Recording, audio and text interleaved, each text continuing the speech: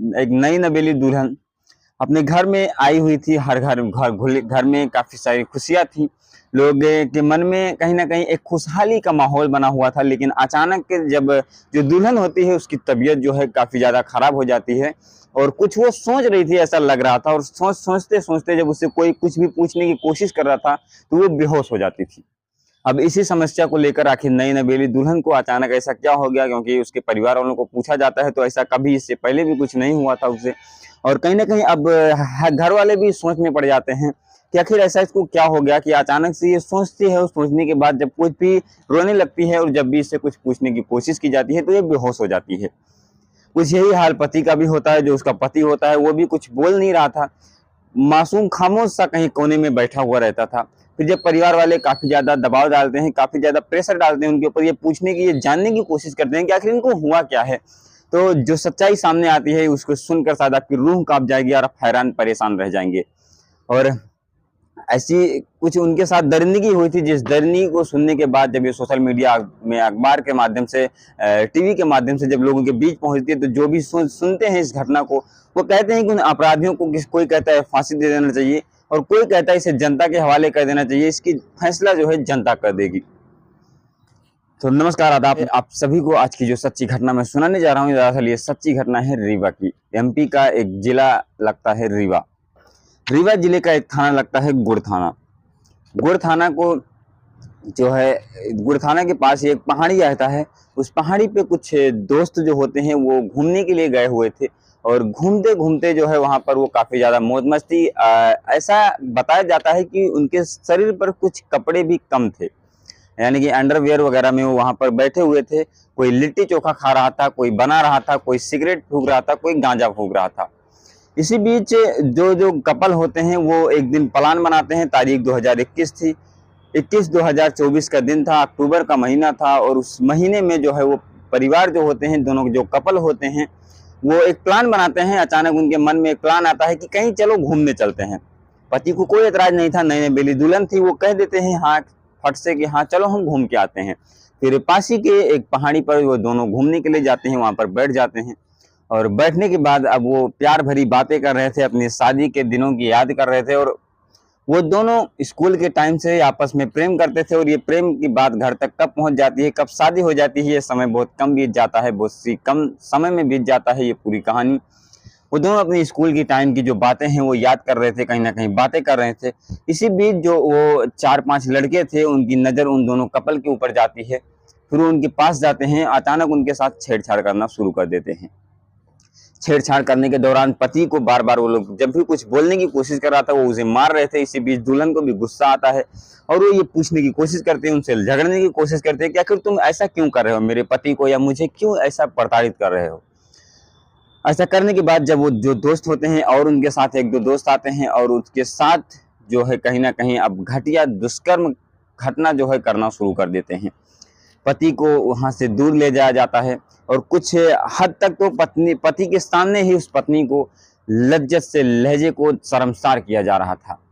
पति को बार बार अलग अलग जगहों पर छुआ जा रहा था उसकी पत्नी को। और कहीं ना कहीं एक पति के लिए ये सबसे घटिया घिनौना जो है दृश्य हो सकता है।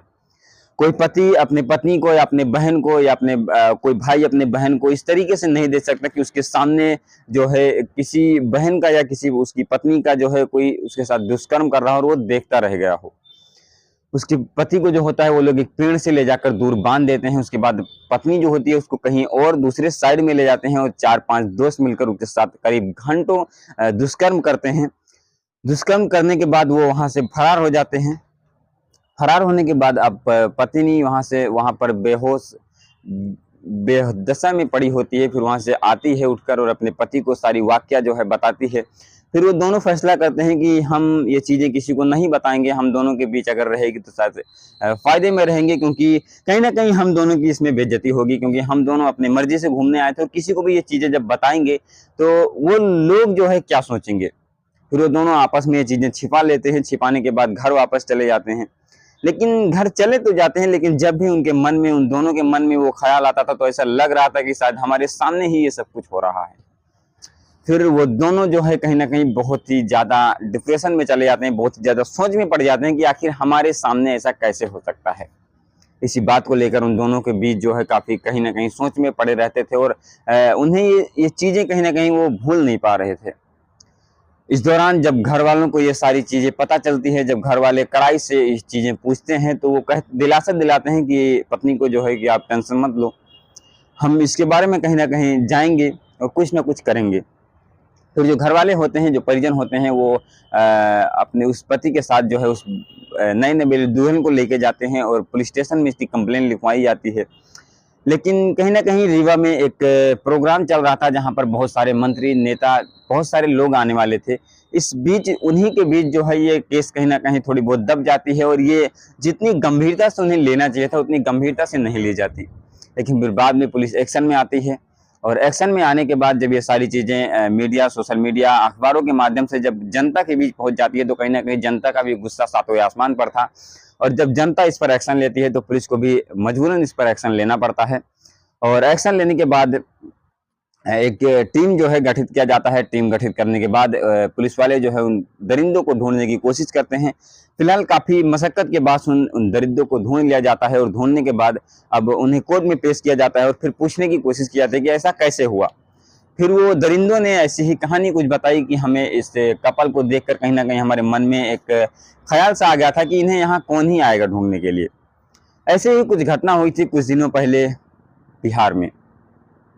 बिहार में भी एक कपल जो होते हैं वो बाहर विदेश से घूमने आते हैं, लेकिन उनके साथ भी कुछ ऐसे ही दुष्कर्म किया जाता है।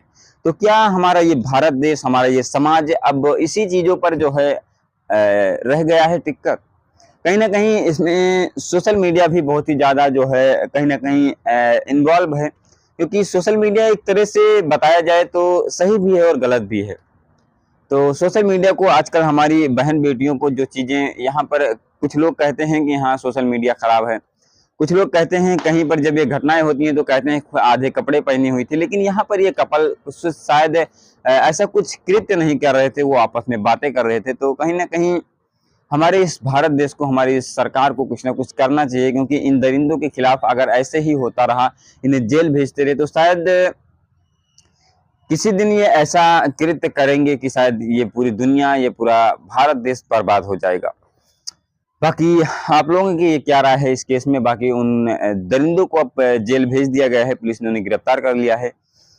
लेकिन कहीं ना कहीं हमारे बहन बेटियों के साथ ये कब तक होता रहेगा, बस यही पूछना है, यही जानना है हमें, ताकि ऐसे दुष्कर्म को रोका जा सके और ऐसे लोगों को कड़ी से कड़ी सजा दी जा सके। बाकी आप लोगों की इस केस के बारे में क्या ख्याल है? इस केस को सुनाने का, इस घटना को सुनाने का मकसद किसी को हैरान करना या किसी को परेशान करना नहीं है, लोगों के बीच एक जागरूकता फैलाने की कोशिश है। बाकी हमारी ये कोशिश कैसी लगी आप लोग कमेंट्स करके जरूर से बता दीजिएगा इसी वीडियो के नीचे। और आप सभी को तहे दिल से हैप्पी दिवाली। आप अपनों के साथ है, अपने सेफ्टी के साथ जो है पटाखे फोड़ें, अपनों का ख्याल रखें। बाकी मिलते हैं किसी नए वीडियो के साथ, तब तक के लिए जय हिंद, जय भारत।